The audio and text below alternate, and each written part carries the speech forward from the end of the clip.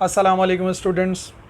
बच्चों, अगर working of motor देखी जाए तो इसमें एक बहुत अहम जो फैक्टर है वो एक्चुअली मैग्नेट्स का होता है। मैग्नेट्स जो है वो बेसिकली मोटर को वर्क करवाते हैं जिस तरीके से मोटर्स वर्क करती हैं, और वही मैग्नेट्स जो है वो वर्क करते हैं मैग्नेटिक ट्रेन्स में। वो ट्रेन जो कि मैग्नेटिक फील्ड की वजह से, मैग्नेटिक फोर्स की वजह से मूव करती हैं। थोड़ा कॉम्प्लिकेटेड है लेकिन स्ट्रक्चर जो है वो मैग्नेट का ही होता है। इसी के साथ साथ हम जो फ़ैन्स को इस्तेमाल करते हैं, चाहे वो पेडिस्टल हों चाहे सीलिंग फ़ैन हो, दोनों ही किस्म के फ़ैन में मैग्नेट्स का बहुत अमल दखल है, ठीक है ना। और अगर बड़े पैमाने पर देखें तो एमआरआई स्कैन्स जो करवाए जाते हैं, मैग्नेटिक रेजोनेंस इमेजिंग, उसके अंदर भी मैग्नेट ही काम कर रहा है। एक और एग्जांपल में देखा जाए तो एक इंटरेस्टिंग एग्जांपल ये है कि हम लोग अपनी direction with the help of compass मालूम करते हैं जो मैग्नेटिक फोर्स पर काम करता है, और जो बर्ड्स हैं वो भी अपने रास्ते को दरअसल मैग्नेटिक फील्ड की वजह से ही फाइंड करते हैं। तो कहने का मकसद ये है कि चाहे हम पुराने मैग्नेटिक टेप्स की बात करें या रीसेंट एमआरआई स्कैन्स की बात करें, हमारी लाइफ के अंदर मैग्नेटिक फील्ड और मैग्नेटिक फोर्सेस काफ़ी ज़्यादा अमल दखल रखती हैं। आज का हमारा लेक्चर इसी मैग्नेटिक फील्ड के हवाले से है, और फिर डिस्कस करेंगे मैग्नेटिक फोर्स जो कि अप्लाई होती है करंट कैरिंग कंडक्टर्स पे।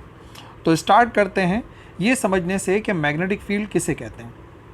देखो, मैग्नेटिक फील्ड को डिफाइन करते हैं area around a permanent magnet, ठीक है। या तो परमानेंट मैग्नेट के अराउंड के एरिया की बात करें या फिर करंट कैरिंग कंडक्टर के हवाले से बात करें तो उसके अराउंड एक ऐसा एरिया होता है जहाँ पर वो किसी और सब्सटेंस के ऊपर, मैग्नेटिक सब्सटेंस के ऊपर फोर्स अप्लाई करते हैं। तो वो जो एरिया होता है जहाँ तक वो फोर्स अप्लाई करते हैं उस एरिया को मैग्नेटिक फील्ड कहा जाता है। सही है। मैग्नेटिक फील्ड से मुराद वो जगह जहाँ तक कोई मैग्नेट अट्रैक्शन कर सकता हो या दूसरे मैग्नेट को रिपेल कर सकता हो, या फिर जो करंट कैरिंग कंडक्टर होते हैं वो भी मैग्नेटिक फील्ड प्रोड्यूस करते हैं, वो भी मैग्नेटिक फोर्स अप्लाई करते हैं। तो उनकी अप्लाई की गई फोर्स का जो एरिया होगा उसे भी मैग्नेटिक फील्ड कहा जाता है। सही है। तो मैग्नेटिक फील्ड को जनरेट करने के बेसिकली दो तरीके हैं। एक तो सीधा सीधा परमानेंट मैग्नेट के ज़रिए हम मैग्नेटिक फील्ड को प्रोड्यूस कर सकते हैं, या दूसरे नंबर पर जो करंट कैरिंग कंडक्टर होते हैं, यानी कोई भी ऐसा कंडक्टर, तार, वायर जिसमें से जब करंट पास होता है तो भी वो मैग्नेटिक फील्ड को प्रोड्यूस करता है। तो वन बाय वन समझते हैं। सबसे पहला बहुत ही आसान सा कॉमन बात है कि जो मैग्नेटिक फील्ड प्रोड्यूस होती है वो परमानेंट मैग्नेट्स के ज़रिए होती है। ये आपके सामने एक परमानेंट मैग्नेट है, आमतौर पे वो यू शेप भी होता है। ये जो आपके सामने है इसे बार मैग्नेट कहते हैं, और बार मैग्नेट के दो पोल्स आपको नज़र आ रहे हैं, एक नॉर्थ पोल है और दूसरा साउथ पोल है। तो मैग्नेटिक फील्ड जो है कैसे डिफरेंट होती है इलेक्ट्रोस्टैटिक फील्ड से, तो याद रखिए वहाँ पर एक सिंगल पोल पाया जाता था, सही है ना, यानी कि पॉजिटिव या नेगेटिव पोल सिंगल पाया जाता है। लेकिन मैग्नेटिक फील्ड के मामले के अंदर मोनोपोल नहीं पाए जाते, बल्कि हमेशा नॉर्थ और साउथ पोल्स पाए जाते हैं। और जो परमानेंट मैग्नेट्स हैं वो क्या करते हैं, वो अपनी मैग्नेटिक फील्ड्स प्रोड्यूस करते हैं, सही है। ये किससे बने होते हैं, ये किसी फेरोमैग्नेटिक सब्सटेंस के बने होते हैं। फेरोमैग्नेटिक सब्सटेंस जो स्ट्रॉन्ग मैग्नेट्स बनाते हैं, जैसे कि आयरन हो सकता है, जैसे कि निकल हो सकता है, सही है। और उस आयरन या निकल को मैग्नेटाइज किया जाता है, और मैंने आपको बताया कि इसके कभी सिंगल पोल नहीं होता बल्कि दो पोल होते हैं, एक नॉर्थ पोल होता है और साउथ पोल होता है।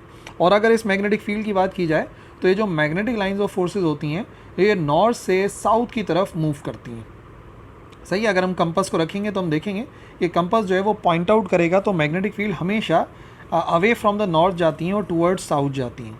तो बार मैग्नेट ये जो कि एक काइंड ऑफ परमानेंट मैग्नेट है, वो मैग्नेटिक फील्ड बिल्कुल इसी तरीके से प्रोड्यूस करता है।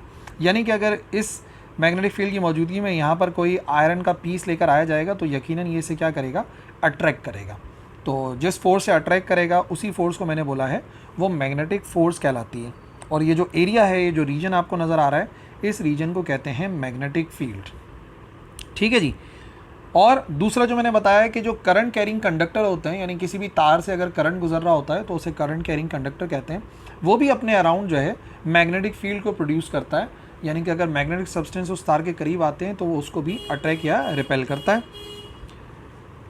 1819 के अंदर हैंस क्रिश्चियन ऑरेस्टेड ने एक डिस्कवरी करी थी, जिसने सबसे पहले डिस्कवर किया था कि जो करंट कैरिंग कंडक्टर होते हैं बेसिकली वो मैग्नेटिक फील्ड प्रोड्यूस करते हैं अराउंड देम, जिसको हम यहाँ पे समझने की कोशिश करेंगे। ये हमारे पास एक कंडक्टर है, मिसाल के तौर पे एक वायर है।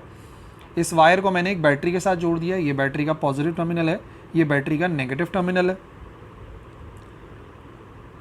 और फिर करंट इस तरीके से फ्लो हो रहा होगा, यानी कि पॉजिटिव से नेगेटिव की तरफ करंट जा रहा होगा यहाँ से ऐसे। इसका मतलब ये जो वायर है, वायर के अंदर भी करंट कुछ इस डायरेक्शन में फ्लो हो रहा होगा।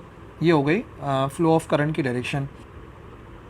तो सिंपल सा सेटअप है, एक वायर है ए बी, सही है। वायर का जो डिस्टेंस हो गया फॉर एग्जांपल उसको ए बी से जाहिर कर देते हैं, ठीक है। और एक फ्लैट कार्डबोर्ड जो है मैं इसके दरमियान से गुजारूंगा और फॉर एग्जांपल यहाँ पर एक स्विच लगाते हैं ऑन ऑफ करने के लिए, ठीक है। यहाँ पर हमने की लगा दी, स्विच लगा दिया और बैटरी के साथ कनेक्टेड है।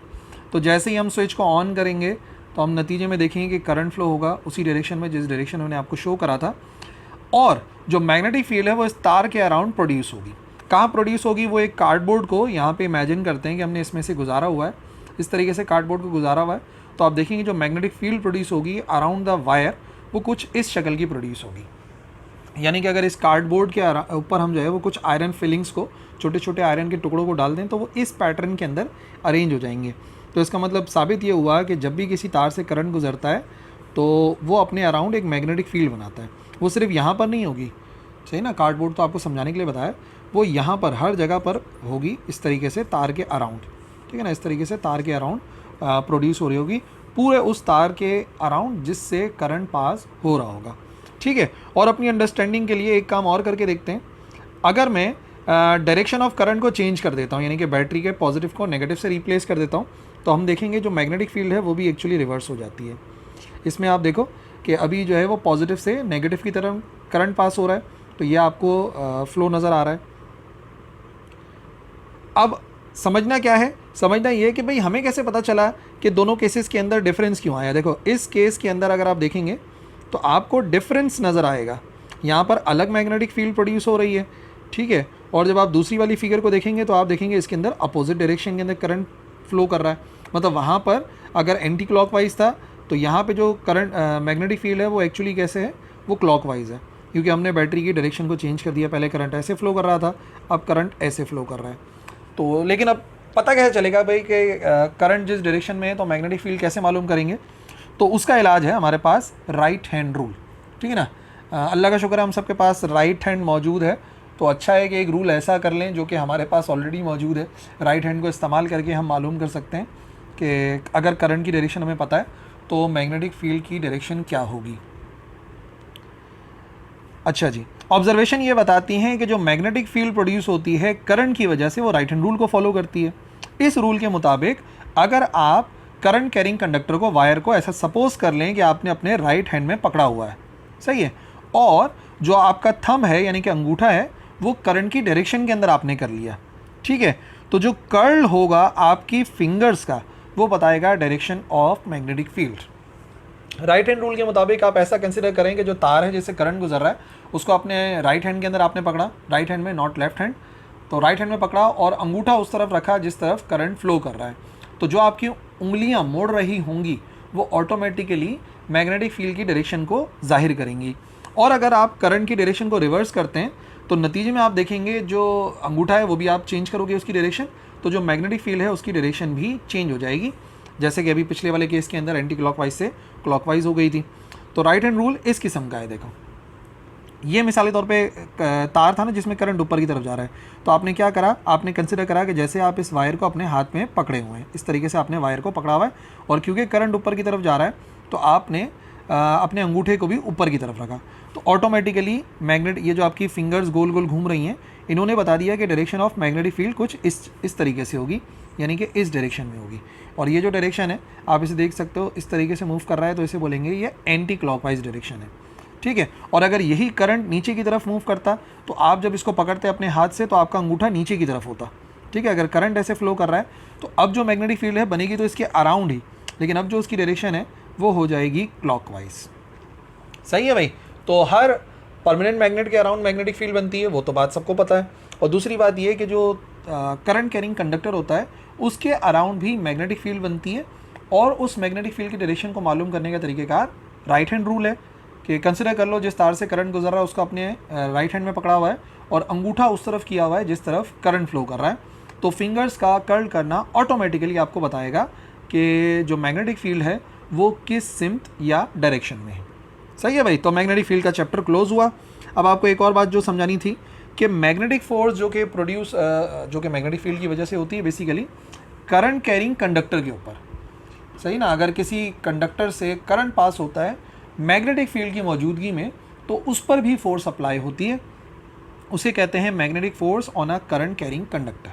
सही है, दोबारा से सुनो, अगर किसी कंडक्टर से करंट पास होता है मैग्नेटिक फील्ड की मौजूदगी में, यानी मैग्नेटिक फील्ड के अंदर वो तार रखा हुआ है, तो नतीजे में आप देखेंगे कि उस तार के ऊपर एक फोर्स अप्लाई होगी, जो कि हम लोग समझने वाले हैं। ये आ गया मिसाल के तौर पे मैग्नेट का नॉर्थ पोल और साउथ पोल। तो मैंने आपको बताया मैग्नेटिक फील्ड की डायरेक्शन कहाँ से कहाँ होती है, नॉर्थ से साउथ की तरफ। तो ये तो मैग्नेटिक फील्ड की लाइन जा रही हैं नॉर्थ से साउथ की तरफ। इसी के अंदर सपोज कर लेते हैं एक कंडक्टर, ठीक है, जो कि तकरीबन रेक्टेंगुलर हमने किया हुआ है, इस तरीके से हमने उस कंडक्टर को रखा हुआ है, और उसी कंडक्टर में हमने एक बैटरी भी लगा दी।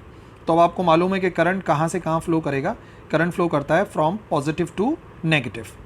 और अब मैं क्या करता हूँ, मैं इसके ऊपर एक रॉड रख देता हूँ। ये मैंने इसके ऊपर रॉड रख दी। तो अब आप जैसे ही, पहले तो सर्किट कंप्लीट नहीं था, देखो अभी सर्किट कंप्लीट नहीं है, करंट फ्लो नहीं करेगा क्योंकि यहाँ पे आपको गैप नज़र आ रहा है। लेकिन हमने क्या करा, हमने यहाँ पर एक रॉड को रखना है ताकि सर्किट मुकम्मल हो जाए और करंट फ्लो होने लगे। अब ऐसी सूरत में आप देखेंगे जो करंट है वो फ्लो होगा, यहाँ से करंट फ्लो हो रहा है ऐसे, यहाँ से ऐसे, और फिर इस तार में ऐसे करके करंट फ्लो हो रहा है, इधर करंट फ्लो हो रहा है, और फिर इस तरीके से वापस आ जाएगा। अब जैसे ही इस तार से करंट पास होगा, क्योंकि ये तार ऊपर मैंने सिर्फ रॉड रखी है और ये फ्री टू मूव है, तो ये इजीली मूव कर सकती है। और देख लो ये सब कुछ मैग्नेटिक फील्ड की मौजूदगी में हो रहा है, तो नतीजे में देखेंगे इस रॉड के ऊपर एक फोर्स अप्लाई होगी, जिससे ये रॉड आगे की तरफ मूव करेगी। तो ये जो रॉड ने इस तरफ मूव किया है, दरअसल यही फोर्स हम कहते हैं magnetic force on a current carrying conductor. ठीक है, अब दोबारा से इस बात को समझना है, लेकिन उसके लिए पहले समझ लो हमने किया क्या था। हमने सबसे पहले करंट कैरिंग कंडक्टर को रखा था यूनिफॉर्म एक्सटर्नल मैग्नेटिक फील्ड में, वही नॉर्थ साउथ में। तो जो इंटरेक्शन हुआ मैग्नेटिक फील्ड का प्रोड्यूस बाय द कंडक्टर और एक्सटर्नल मैग्नेटिक फील्ड, उसकी वजह से हमने देखा कि एक फोर्स प्रोड्यूस हुई जो कि F थी, जो कि कंडक्टर के ऊपर एक्ट कर रही थी। अच्छा, बाकी कंडक्टर क्यों नहीं हरकत किया, क्योंकि वो कहीं ना कहीं से फिक्स करके रखा हुआ था, और जो येलो वाली रॉड है उसको हमने फ्री रखा हुआ है। ये आ गए दोबारा मैग्नेट्स, ये आ गई मैग्नेटिक फील्ड। ठीक है, ये वाले जो कंडक्टर हैं ब्लू वाले, इनको समझ लो हमने कहीं से बांध के रखा हुआ है। ये आ गई बैटरी, करंट फ्लो करेगा। येलो वाला जो मैंने रॉड रखी है, जैसे ही इसको टच में लेकर आएंगे तो ये फ्री टू मूव है, तो नतीजे में क्या होगा, इस डायरेक्शन में एक फोर्स प्रोड्यूस होगी जो कि इस रॉड को राइट हैंड साइड की तरफ मूव करवाएगी।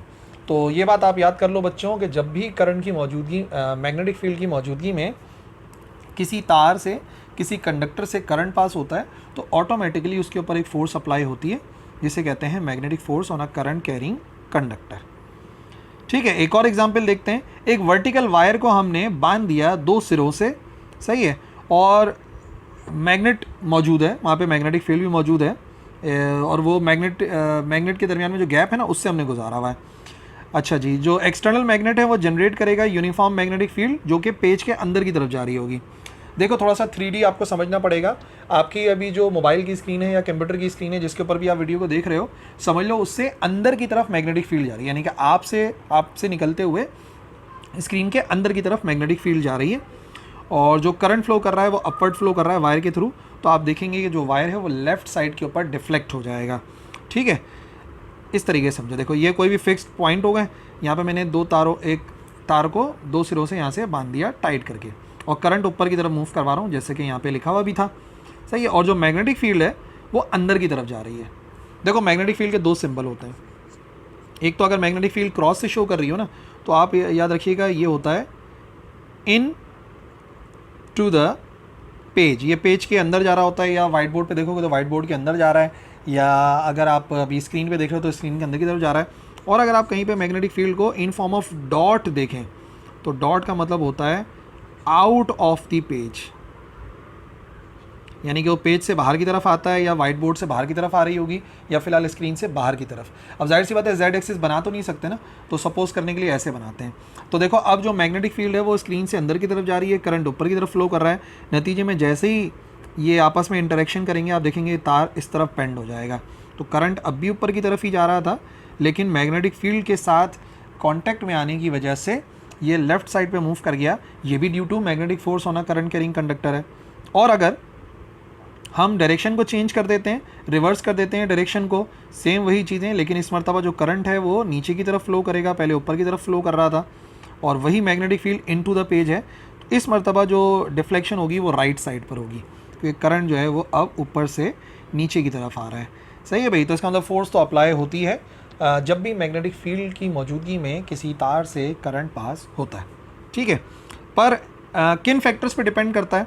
तो देखो यहाँ पे सपोज कर लेते हैं ये हमने बना लिया एक मैग्नेटिक फील्ड। ठीक है, ये मैग्नेटिक फील्ड है जो कि लेफ़्ट टू राइट जा रही है, और इसी के अंदर हम एक कंडक्टर को रख देते हैं। ये आ गया वो कंडक्टर, और कंडक्टर की जो लेंथ है मान लेते हैं उसको L के बराबर कर देते हैं। कंडक्टर की लेंथ L के बराबर है, मैग्नेटिक फील्ड B के बराबर है। ठीक है, और कितना करंट पास हो रहा है इस कंडक्टर से? तो मान लेते हैं इस कंडक्टर के अंदर से जो करंट पास हो रहा है वो बराबर है I के, ऊपर की तरफ फ्लो कर रहा है करंट। ठीक है जी। अब समझ लेते हैं, हमने रिलेशन देखा, एक्सपेरिमेंट करके देखा कि किन फैक्टर्स के ऊपर डिपेंड करती है। तो जो मैग्नेटिक फोर्स है वो सबसे पहले तो डिपेंड करती है लेंथ ऑफ द कंडक्टर पे। और कैसे डिपेंड करती है? डायरेक्टली डिपेंड करती है। फोर्स डायरेक्टली डिपेंड करती है to the length of conductor. Conductor की लंबाई जितनी ज़्यादा होगी, नतीजे में हम देखते हैं कि मैग्नेटिक फोर्स उतनी ज़्यादा लगती है। सही है, ये हमने एक्सपेरिमेंटली करा। फ्रॉम द एक्सपेरिमेंट हमें पता चला कि भाई सही है, फोर्स डायरेक्टली डिपेंड कर रही है लेंथ पर। सेकेंड, हमने देखा कि ये फोर्स करंट पे कैसे डिपेंड कर रही है। तो पता ये चला कि एक फोर्स जो है वो करंट पे भी डायरेक्टली डिपेंड कर रही है, यानी तार से जितना ज़्यादा करंट आप गुजारेंगे मैग्नेटिक फील्ड की मौजूदगी में, उतना ही ज़्यादा उसके ऊपर फोर्स अप्लाई होगी। तो कंडक्टर की लंबाई ज़्यादा, फोर्स ज़्यादा, कंडक्टर से करंट ज़्यादा गुजारोगे, फोर्स ज़्यादा, करंट कम गुजारोगे, फोर्स कम। और तीसरे एक्सपेरिमेंट में हमने देखा कि जो फोर्स है वो मैग्नेटिक फील्ड पे कैसे डिपेंड करती है। तो पता चला ये मैग्नेटिक फील्ड की स्ट्रेंथ पे भी डायरेक्टली डिपेंड करती है। मतलब ये कि अगर मैग्नेटिक फील्ड ज़्यादा होती है तो फोर्स भी ज़्यादा होती है, मतलब जितनी स्ट्रॉन्ग मैग्नेटिक फील्ड होगी वो उतनी ज़्यादा फोर्स अप्लाई कर सकती है। लॉजिकल बात है, जितना बड़ा मैग्नेट होगा, जितनी स्ट्रॉन्ग मैग्नेटिक फील्ड होगी, उतना फोर्स अप्लाई हो सकती है। ठीक है, इन तीनों इक्वेशंस को अगर कंबाइन करें, कंबाइनिंग इक्वेशन 1, 2 एंड 3, तीनों इक्वेशंस को कंबाइन करते हैं तो पता चलता है F प्रोपोर्शनल है I के, L के और B के। और प्रोपोर्शनलिटी का साइन रिमूव करते हैं तो इक्वल का साइन आता है और कुछ कांस्टेंट आता है ILB। सही है। और व्हाट इज के जो है वो कांस्टेंट ऑफ प्रोपोर्शनैलिटी है। व्हाट इज के? This is constant of proportionality. ठीक है, प्रोपोर्शनैलिटी कांस्टेंट है, और सारे के सारे जो प्रोपोर्शनैलिटी कांस्टेंट हैं, अगर उनकी बात की जाए इन SI यूनिट्स के अंदर देखा जाए तो के जो है वो 1 के बराबर होता है। ठीक है, इसका मतलब क्या हुआ कि जो फोर्स है वो बराबर है ILB के। पर याद रहे, फोर्स का ये फॉर्मूला हम सिर्फ तब अप्लाई कर सकते हैं व्हेन ये जो करंट पास हो रहा है ये परपेंडिकुलर पास हो रहा है, current is perpendicular to magnetic field. सही है। फिलहाल मैंने जानबूझ के एक ऐसा कंडक्टर सपोज करा था कि जिसकी लंबाई या उससे गुजरने वाला करंट एक्चुअली मैग्नेटिक फील्ड के साथ 90 डिग्री का एंगल बनाए, तब तो यही फॉर्मूला अप्लाई होता है। बट अगर उसके अलावा कोई एंगल बने, when there is some angle, सही, कोई एंगल बना लगे थीटा, देन एक डिफरेंट आंसर आएगा। देखो एंगल कैसे बनेगा, इसी कंडक्टर को थोड़ा सा घुमा देते हैं, ये देखो कंडक्टर घूम गया। अब जो एंगल है वो 90 डिग्री नहीं बन रहा। अगर आप देखा हो तो आपको यहाँ पे नज़र आएगा कि जो एंगल है अब 90 डिग्री नहीं बन रहा, बल्कि अब जो एंगल है वो थोड़ा सा कुछ डिफरेंट बन रहा है। कितना बन रहा है? जो भी एंगल है उसको थीटा से शो कर देते हैं। तो ऐसी सूरत में जो फार्मूला है वो भी थोड़ा सा डिफरेंट हो जाता है। फार्मूला क्या हो जाता है? F बराबर हो जाता है IL क्रॉस B के। सही है। और अगर ऐसे नहीं तो एक डिफरेंट तरीके कार भी है। अगर कोई ना कोई एंगल बने तो या तो क्रॉस प्रोडक्ट की फॉर्म में लिखते हैं, या तो ऐसे लिखते हैं कि F is equal to ILB sine theta. ठीक है, साइन थीटा भी इन्वॉल्व होता है क्योंकि जो फोर्स है वो लेंथ पे तो डिपेंड करती है, करंट पे तो डिपेंड करती है, मैग्नेटिक फील्ड पे तो डिपेंड करती है, बट वो एंगल पे भी डिपेंड करती है। सही है। तो इसका मतलब फॉर्मूला बनेगा ILB साइन थीटा या IL क्रॉस B। और अगर आपको याद नहीं है तो मैं याद दिलाता चलूँ, ये जो क्रॉस लगा हुआ है ये क्रॉस प्रोडक्ट को शो करता है। क्रॉस प्रोडक्ट या वेक्टर प्रोडक्ट, दो वेक्टर्स को मल्टीप्लाई कराने का वो तरीक़ेकार है कि मल्टीप्लाई होते हैं दो वेक्टर्स और जो आंसर आता है वो भी नया वेक्टर आता है जो कि उन दोनों वेक्टर्स के परपेंडिकुलर होता है। सही है ना, फर्स्ट ईयर में हम लोग पढ़ के आ चुके हैं क्रॉस प्रोडक्ट, तो भाई उसके बारे में आपको मालूमात होनी चाहिए। तो ये भी बन सकता है फार्मूला, ये बन सकता है ILB साइन थीटा। तो मैं कह रहा हूँ देखो, करंट पे डिपेंड करता है, लेंथ पे डिपेंड करता है, मैग्नेटिक फील्ड पे डिपेंड करता है, बट एंगल पे भी डिपेंड करता है। जैसे अगर आप बात करें कि फोर्स मैक्सिमम कब होगी, तो याद रखिए फोर्स मैक्सिमम होती है 90 डिग्रीज पर, यानी कि जब कंडक्टर और मैग्नेटिक फील्ड के दरमियान में 90 डिग्री एंगल बनता है तो मैक्सिमम फोर्स अप्लाई होती है। और फोर्स मिनिमम कब अप्लाई होती है, जब 0 डिग्री एंगल बने, जब थीटा जो है वो 0 डिग्री के बराबर होगा, तब जो है फोर्स मिनिमम हो जाएगी, यानी कि ना होने के बराबर की फोर्स अप्लाई होगी, ऑलमोस्ट 0 हो जाएगी। ठीक है, यानी कि जब कंडक्टर और मैग्नेटिक फील्ड एक दूसरे के पैरेलल या एंटी पैरेलल हो जाएं, एक ही बात है। सही है, तो याद रखिए जो भी फोर्स अप्लाई होती है करंट कैरिंग कंडक्टर पे, उसका ये फार्मूला है इन वेक्टर फॉर्म, और इसके लिए फॉर्म में ये वाला फार्मूला है। करंट पे डिपेंड करती है लेंथ पे, मैग्नेटिक फील्ड पे, और उनके दरमियान में बनने वाले एंगल के साइन पे। ठीक है, अब मैग्नीट्यूड तो आप इससे निकाल लोगे, पर जो फोर्स अप्लाई होगी वो किस डायरेक्शन में अप्लाई होगी उसको भी समझना बहुत ज़रूरी है। डायरेक्शन को ऐसे समझो कि यहाँ पे एक और रूल है जिसे कहते हैं फ्लीमिंग्स लेफ्ट हैंड रूल, जो कि ये कहता है कि अगर आप अपने अंगूठे को, अपनी 4 फिंगर को यानी कि पहली फिंगर को और अपनी मिडिल फिंगर को लेफ्ट हैंड की एक दूसरे के परपेंडिकुलर कर लें, 90 डिग्री पे कर लें, सही है, और ऐसे अरेंज करें कि आपकी जो फर्स्ट फिंगर है वो हो in the direction of magnetic field, सही है, first finger direction of magnetic field में हो, जो सेकंड फिंगर है या मिडिल फिंगर है वो होनी चाहिए करंट की डायरेक्शन में, तो ऑटोमेटिकली जो थंब है वो आपको बताएगा डायरेक्शन ऑफ फोर्स। सही है, समझ में आई बात, नहीं आई? देखो लेफ्ट हैंड के पहली उंगली को, दूसरी उंगली को और अंगूठे को एक दूसरे के परपेंडिकुलर कर लो, ठीक है। तो ऐसी सूरत में अरेंज करने के बाद जो आपकी फर्स्ट फिंगर है उसको आप करो करंट की डायरेक्शन, उसमें मैग्नेटिक फील्ड की डायरेक्शन में, सेकंड फिंगर को करो आप करंट की डायरेक्शन में, तो ऑटोमेटिकली जो थंब है वो आपको बताएगा डायरेक्शन ऑफ फोर्स, ऐसे करके। सही है, मैग्नेटिक फील्ड को करो आप, ये फर्स्ट फिंगर मैग्नेटिक फील्ड की डायरेक्शन, सेकंड फिंगर को हमने कर लिया करंट की डायरेक्शन में, तो जो थंब है वो आपको बता देगा डायरेक्शन ऑफ फोर्स किस तरफ होगी। और ये जो डायरेक्शन ऑफ फोर्स है, ये समझ लो अंगूठा जो है वो स्क्रीन से बाहर की तरफ आ रहा होगा, क्योंकि करंट अगर आप देखें तो इस उंगली को मैंने वाई एक्सिस में करा हुआ है, इसको एक्स एक्सिस में किया हुआ है, तो जो थंब है एक्चुअली ये जेड एक्सिस में स्क्रीन से बाहर की तरफ आ रहा होगा। तो जाहिर सी बात है हमारे पास 2D स्क्रीन है भाई, उन पर ऐसे ही दिखा सकते हैं, और ये काम आपने लेफ्ट हैंड से करना है। ठीक है, इसको देखो, अगर ऐसे अरेंज कर लो, मैग्नेटिक फील्ड अगर इस तरफ जा रही है, करंट अगर इस तरफ जा रहा है, तो ऑटोमेटिकली जो फोर्स है वो ऊपर की तरफ अप्लाई होगी। सही है ना, इन तीनों को आपने एक दूसरे के परपेंडिकुलर रखना है। और याद रखो first finger in the direction of magnetic field, F से फर्स्ट, एफ से फील्ड, फर्स्ट फिंगर को फील्ड की तरफ करना है। सेकंड फिंगर के अंदर सी का आना इस बात को जाहिर करता है कि वो करंट की डायरेक्शन में होनी चाहिए। ये याद रखने का तरीका बता रहा हूँ, फर्स्ट फिंगर फील्ड की डायरेक्शन में, सेकंड फिंगर करंट की डायरेक्शन में, तो ऑटोमेटिकली जो थंब है आपका, थंब TH से थंब भी आता है और TH से थ्रस्ट भी आता है, थ्रस्ट फोर्स का दूसरा नाम है, तो उसी डायरेक्शन के अंदर जो है वो फोर्स अप्लाई होगी, यानी कि जो कंडक्टर है वो मूव करेगा। अब जो हम लोगों ने एग्जाम्पल समझी थी ना फोर्स वाली, उसको दोबारा से देखते हैं ताकि ये बात बिल्कुल क्लियर हो जाए।